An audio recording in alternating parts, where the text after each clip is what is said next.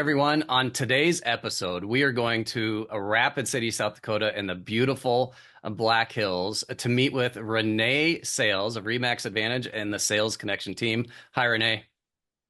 Hi, Andrew. Thank you for being here. And I want to come out right at the very beginning and say I'm blessed to know you and to have you as a friend. But this is so much more. This episode is so much more than that. But thank you for all you do for so many people in the Black Hills area. Well, thanks for inviting me.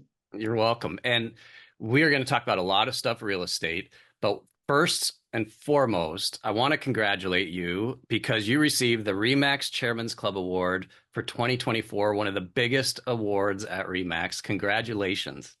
Oh, yeah, it's been a really great year. I feel very, very grateful. Yeah, and I liked what you made a post and you said this is pretty rad and it is. But it's more than rad. And what I want people to realize is that our area, the Black Hills, and I'm also located in Rapid City, is kind of the western third of South Dakota. And when you talk to agents around the country, which is a lot of fun to do and pick their brains and do that, a lot of people say, "Oh, I just want to make $1 million," but it all depends on where you live in the market, and what your market's like. And Beverly Hills is totally different than Rapid City, South Dakota. Right. But what's cool about this award that I'm in awe of what you've done in 2024, and we'll get into 2024 in a little bit, but we have in our area, maybe in the Black Hills, maybe 250,000 people total. The whole state has less than 1 million, and just a little bit more than 100,000 units in our area.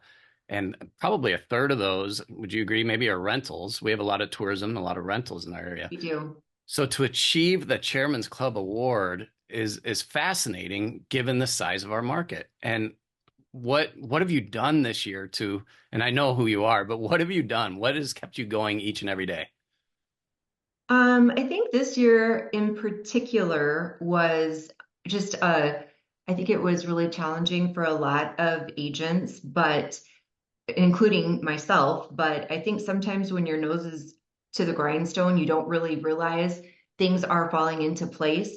I put a lot of systems into place. I'm always doing a lot of trial and error, and things that I was throwing up against the wall stuck this year. So it seemed like a lot of things came together. So I think that was the key. That's so awesome because I mean it's such a prestigious award and obviously rewarding, but I know what drives you is helping people. And you mentioned a couple things in there. One, systems in place, but two, trial and error. First, let's talk about your systems. What kind of systems do you have in place? Well, one of the big things this year that I really was trying to figure out was I've had a transaction coordinator for a couple of years. That's been working great.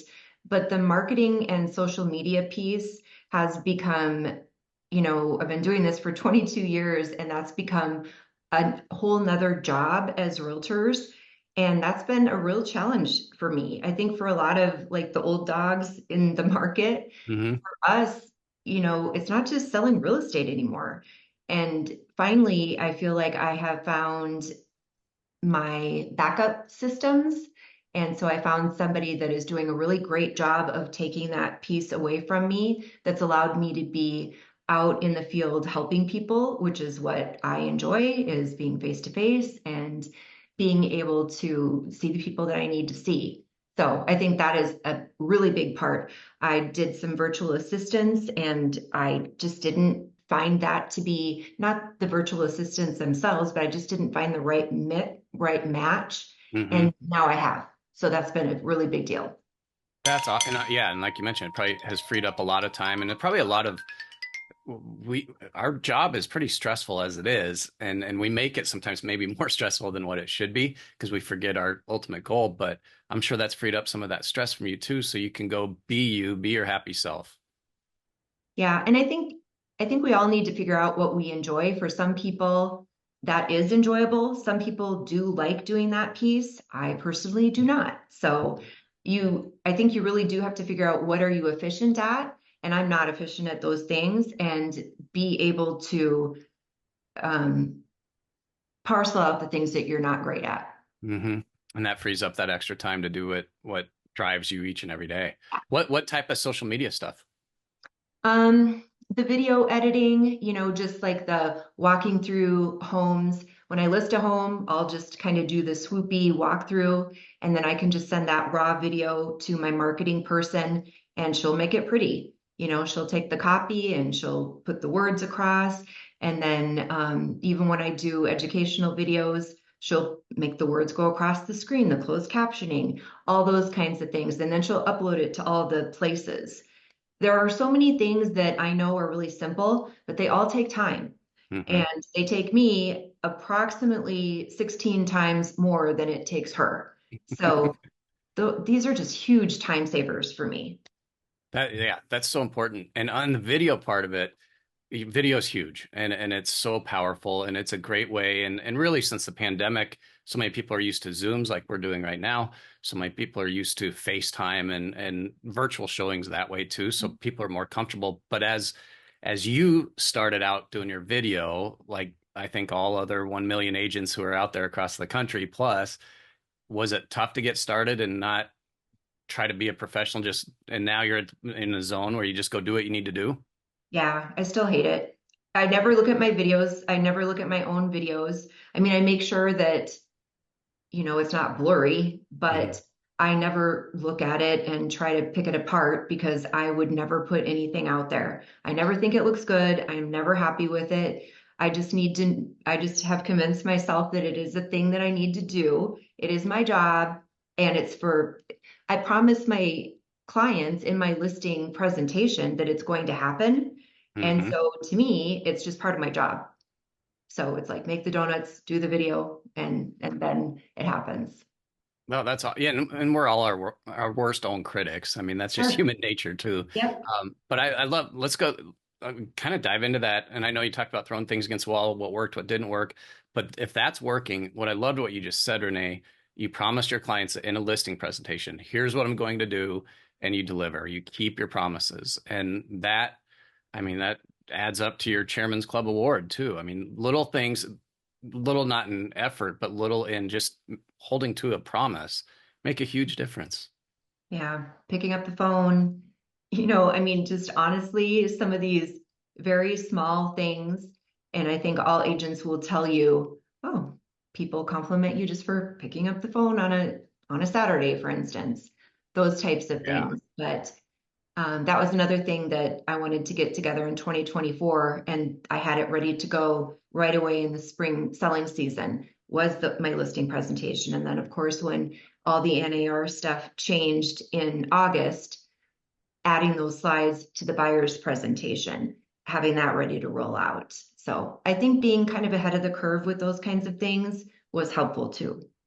And having the confidence to try it. Like you said, I love that analogy. Throwing it up against the wall, if it works and sticks, great. If not, tweak it and then see what works there. But that boy, you brought up a lot there, and I wanted to get into the NAR because 2024, really across the board, across the whole continental United States, was kind of a tough year. I mean, and the September reports came out, home sales were down worse or slowest they've been since 2010.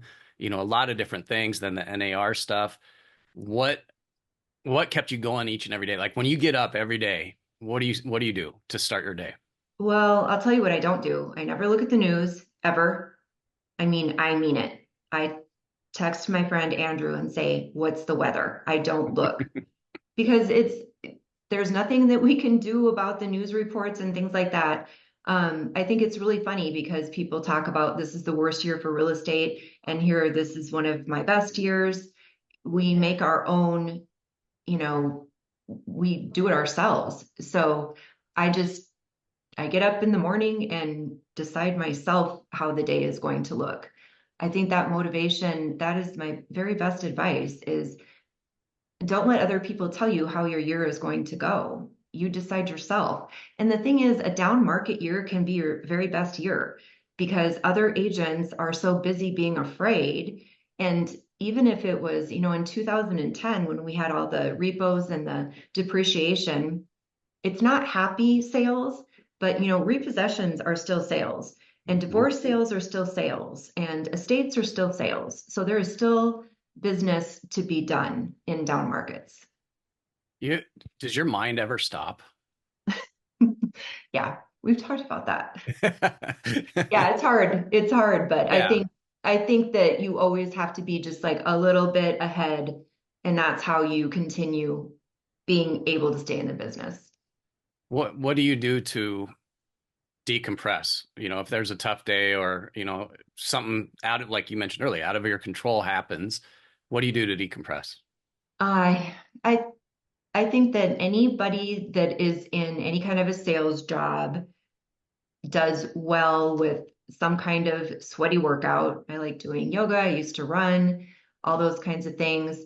It sounds annoying though when people say that. So I'll also say that I like to eat ice cream and do unhealthy things too. Hmm. But anything to just kind of, chill, hang out on my patio and just breathe. We live in one of the most beautiful places in the world, so just being out in the Black Hills. It truly is. I mean, for anybody who's either watching on YouTube right now or listening on your favorite podcast platform, the Black Hills is it's not really a secret anymore. It hasn't been for probably the last 15 years. It's kind of getting bigger and bigger. Yeah. But we also out here have a really diverse when we talk about the 100,000 plus units that are out there, you have your some that are, your upper 80 to close to 100,000, and then you have your multi-million dollar properties too. And do you focus on a certain niche, or do you just your focus is just to truly help people? It really is there. Most of my business is by referral in my sphere. So that's my favorite kind of business. I'm getting referrals from past clients with their kids, which is Hmm. the most fun. So a lot of those are smaller, but um, this year my average was 427 was my average price point, and I know because I just figured out my numbers. But there were a lot of smaller units and there were a lot of bigger units, but I am it's the best compliment in the world when someone trusts you with the referral of their child or their mom and dad that are downsizing. Hmm. So that is truly the coolest thing ever. We're talking with Renee Sales from Remax Advantage in Rapid City, South Dakota, and the Sales Connection team. And Renee, 22 years, you've been in this industry. You just talked about your large SOI and your referrals, and you light up when you talk about your referrals and hearing from, I like that, almost generational referrals now are coming to you over this time. Why did you get started in real estate? Was there something early on? I've always been in some kind of a sales position, starting from waitressing, my first job. And I was in a job that I got laid off and I already had my real estate license because I was investing in real estate with rentals. And I just thought instead of competing with the 200 people that got laid off with me, it was a good time to start. And I had a severance package. So I had severance pay through February of that year, and my first sale Mm. closed that month, so it was pretty cool. Yeah. And that was the only reason. I don't think, would have had the courage to start with a commission only job because I had a 1-year-old baby. But it turned out to be the best thing ever, that layoff, because I had that cushion. So it was great.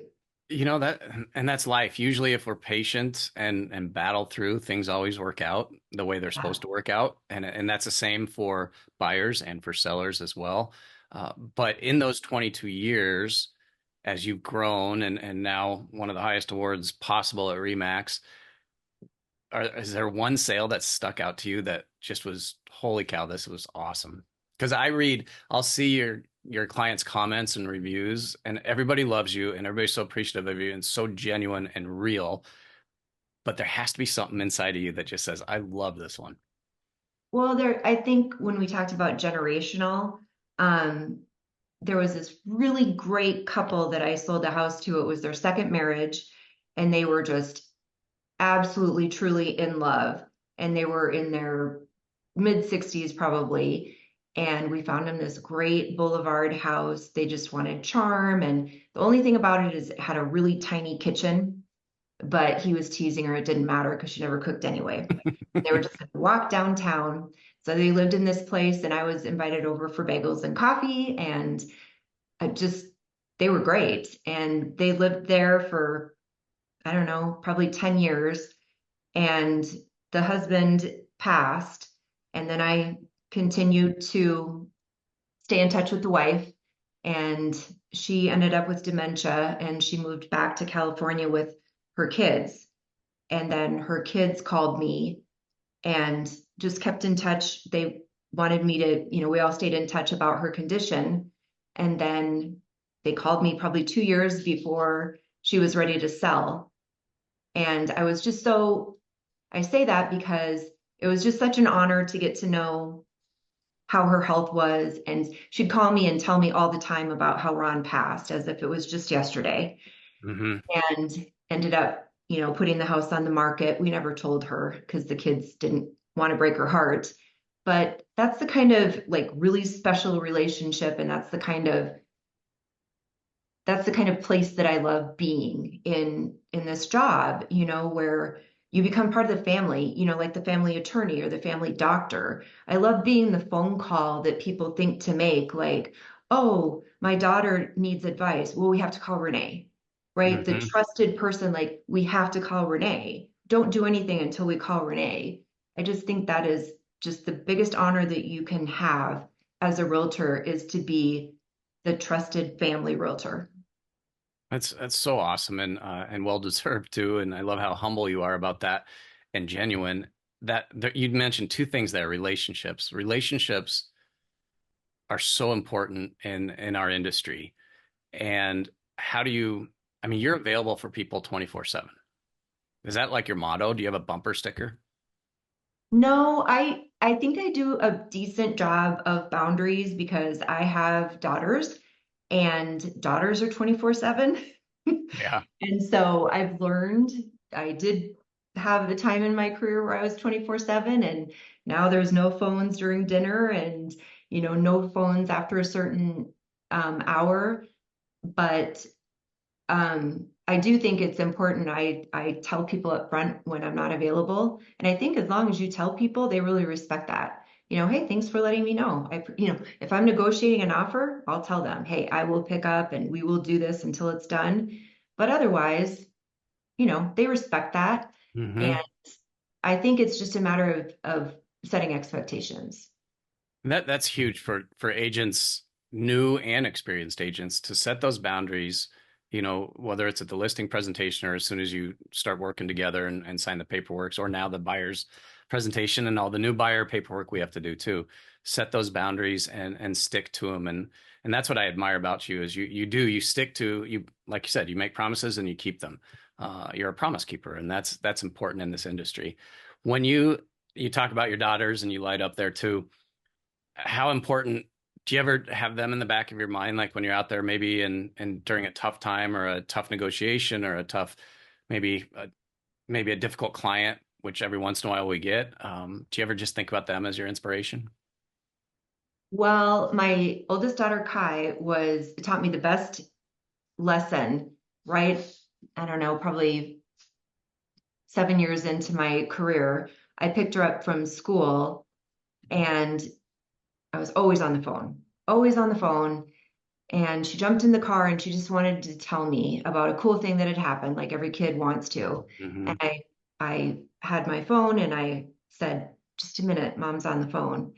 And she crossed her arms and gave me the stink eye, like only Kai can. And she looked at Hmm. me and she goes, I said it on the phone with a client, and she goes, "Oh, I wish I was a client." Wow. Yeah, and I think she was 6. And I finished up and I said, "You know what?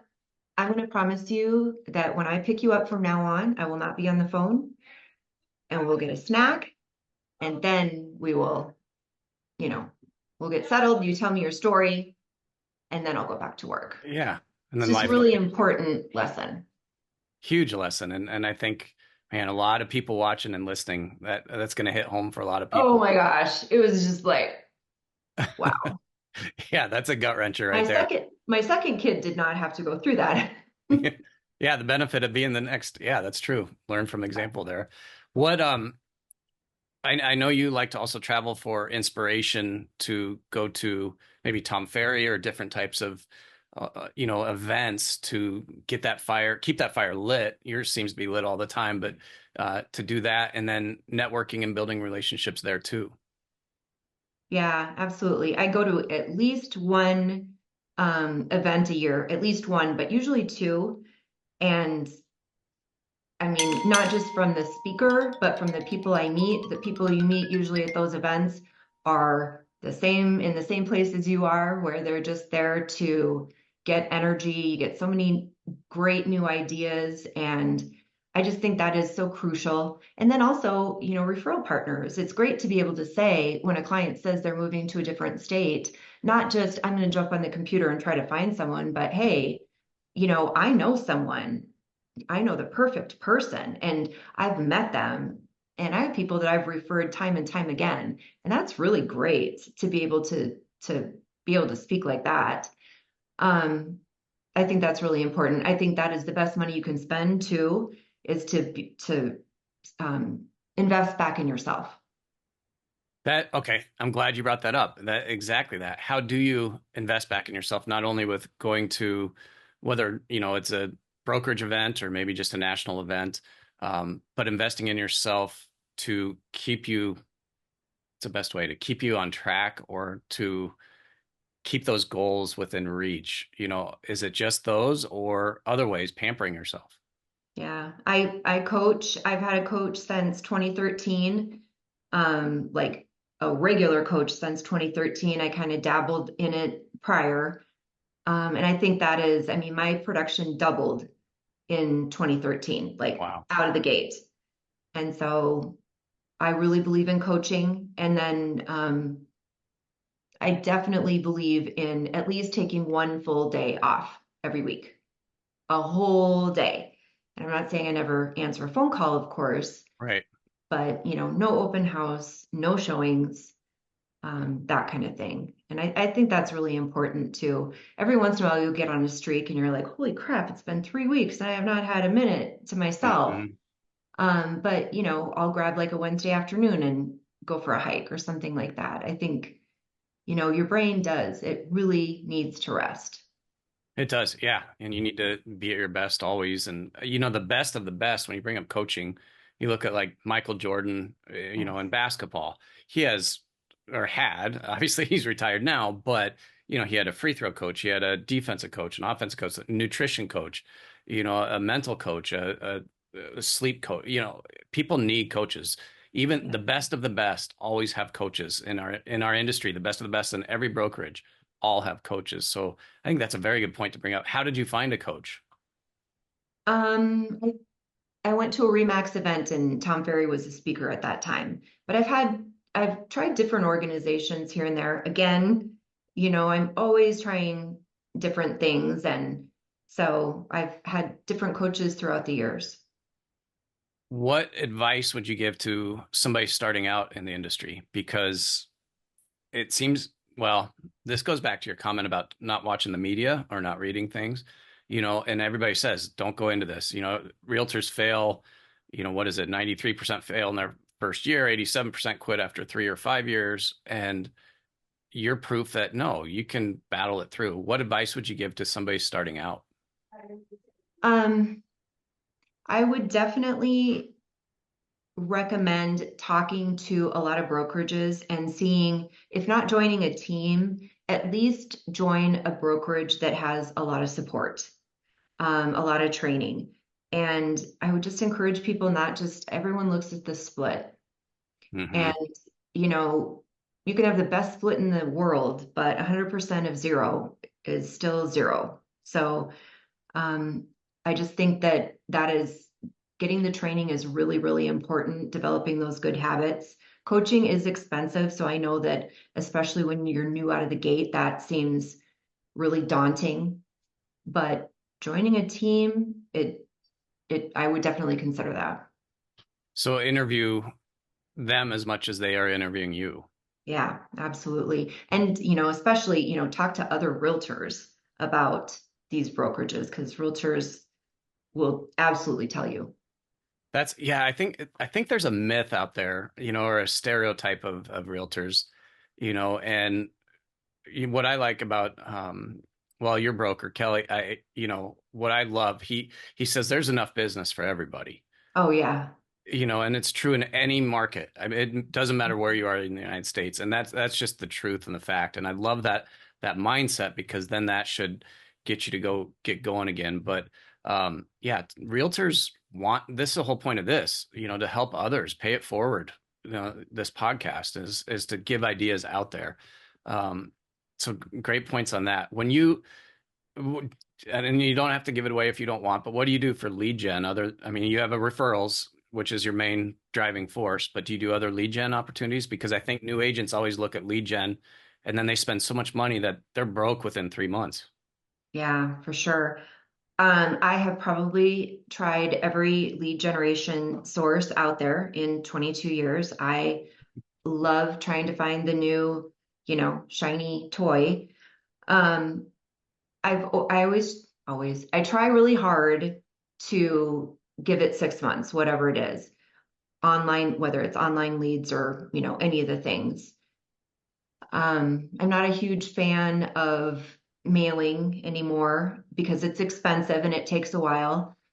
I think if I were a new agent, I would try to find something less costly maybe internet leads. Zillow is super expensive, any of those big ones.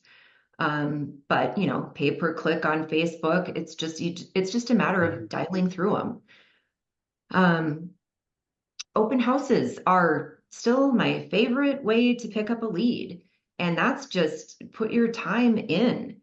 And I think a lot of agents go there with their book, their iPad, and then, they sit their butt in a chair and then they're super shocked when they just like point at a piece of paper to make them sign in. There is a right way to do an open house.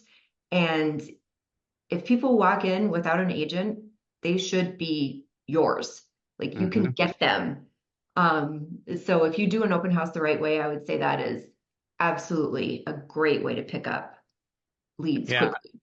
I agree. And with technology now, with all the CRMs out there, whatever everybody uses, you can set up incredible automations Follow that up. Yes.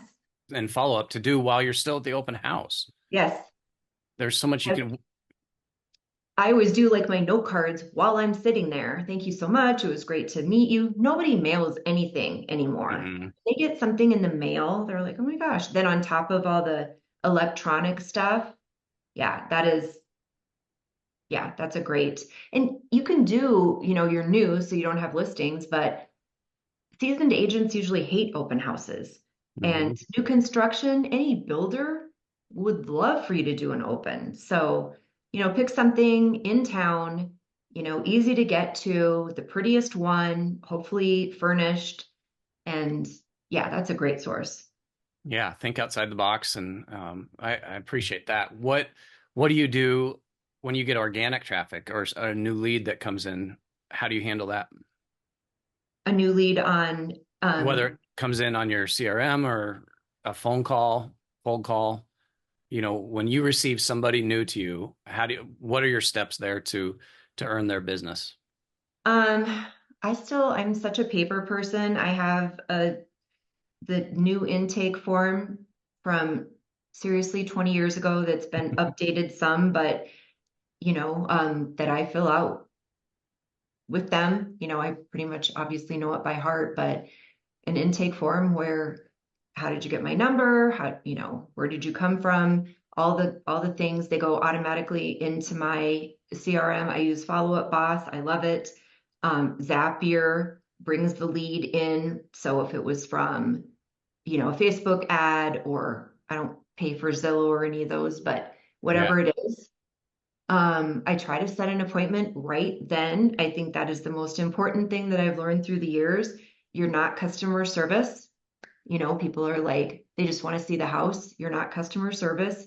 Vet the lead and set the appointment. Um, that's kind of, my process. Get them obviously you want them pre-approved, but get the appointment, get them to your office. right. And start building that relationship. It still goes back to relationships. Yes, But absolutely. know, Building like, and that trust. rapport. Yeah. Hey, I think a lot of things have changed in your 22 years, and I haven't been in it as long as you, but you go back to the basics and the common sense. Those are Mhm. the things that stick to the wall and they work. And you Yeah. stick to them each and every day. Yeah. I think that is, yeah, just I, the old school stuff. yeah, be a good person.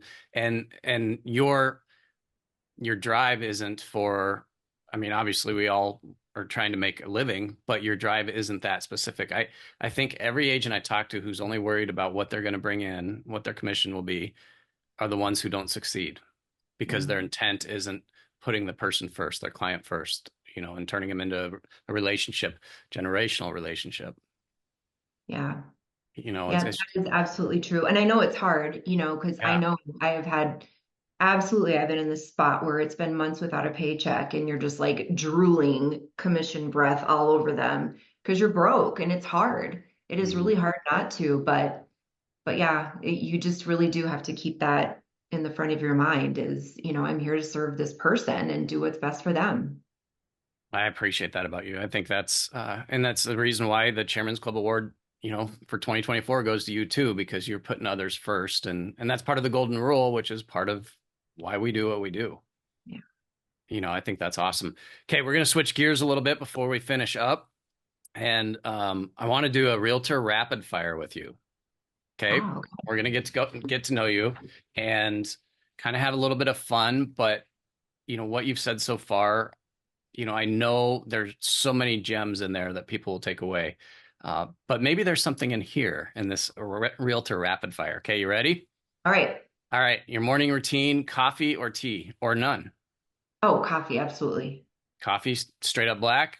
No, no, all the things. Collagen, creamer, sweetener. Okay, I like that. Um, your favorite part of the Black Hills of South Dakota? Uh, the Southern Hills, Sylvan Lake. Oh, Sylvan Lake, beautiful. Oh, gorgeous area there. And that area is kind of starting to grow a little bit too. Yeah. If you could describe yourself in one word, what would that be? Um, a lot. That's two words, actually, I know grammatically. I was testing you. Do you know how to Thank you. spell a lot? Do you I know do there's a now. space? I do Do you know now. there's a space? I Right. like that you keep me on my toes. One Mhm. word. I bet there's one word, and that's a hard thing to do to describe ourselves. Um,